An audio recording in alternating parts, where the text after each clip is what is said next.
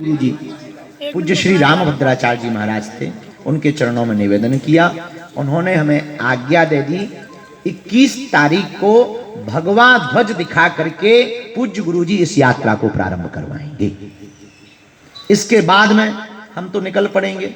अब लोग कितने होंगे ये हम कह नहीं सकते, हम अकेले अभी हैं ये कह सकते, पर हमारे साथ हिंदू समाज है, हिंदुओं के वो लोग हैं, बुंदेलखंड के गांव गांव के वो लोग आ रहे हैं, वो लोग उत्साह दे रहे हैं, वो सहयोग दे रहे हैं, जिसके बारे में हमने कभी विचार नहीं किया था। और अगर भविष्य में कभी भी छतरपुर के लोग बैठे हैं तो स्वभावश ये बात हमें बोलनी चाहिए। देखो, एक होता विजन, एक होता मिशन। हमारा ये मिशन है और विजन भी, दोनों है। जैसे चंद्रयान एक मिशन था, वैसे ही हमारा हिंदुओं को एक करना मिशन है।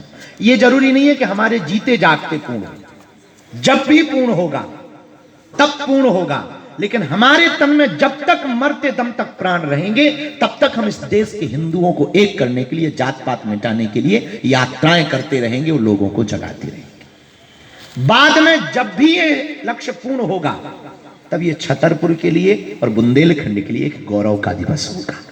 ये जब भी स्वर्णम अक्षरों में लिखा जाएगा वो तब लिखा जाएगा, क्योंकि राम मंदिर की मिशन को, राम मंदिर बनने को 500 साल तक हम लोगों को लड़ना पड़ा।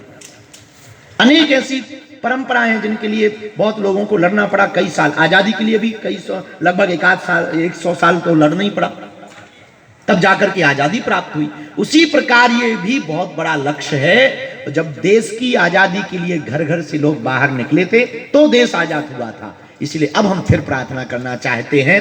हम भारत को बांग्लादेश नहीं बनने देना चाह रहे, इसलिए हम हिंदुओं से प्रार्थना करेंगे। ना तो हमें राजनीति करनी है, एक बात स्पष्ट कर दें, ना हमें नेता बनना है, ना हमें सांसद बनना है, ना हमें किसी पार्टी को वोट दिलाना है।